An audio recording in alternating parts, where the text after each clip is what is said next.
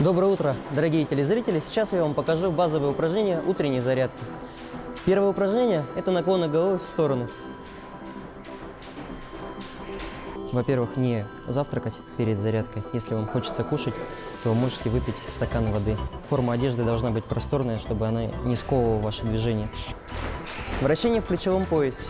В первую очередь не советую вращать головой. То есть вращение головой делать не обязательно. Можно защемить нервы.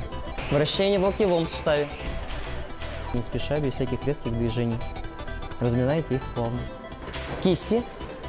Каждое упражнение вы выполняете не спеша.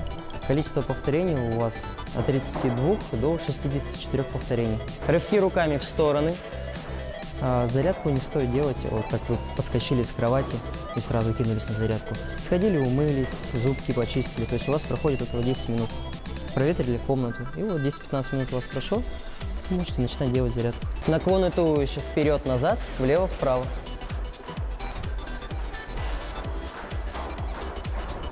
Рывки поворотом корпуса.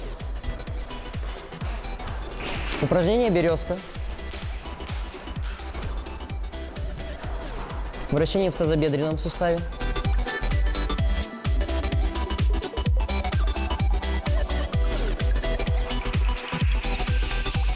В коленном суставе.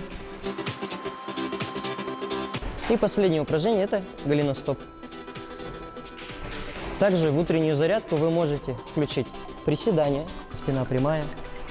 Желательно садиться поглубже, чтобы у вас таз опускался до уровня колен. Стопы ровно стояли на полу, пятки не отрывались.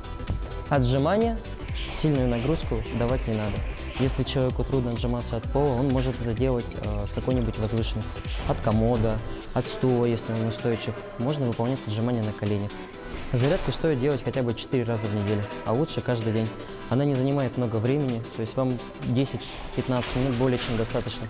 Я вот, например, делаю утреннюю зарядку каждый день. Если вы включаете музыку, которая вам действительно нравится, она очень повышает вам настроение. То есть и под нее даже зарядку приятнее делать.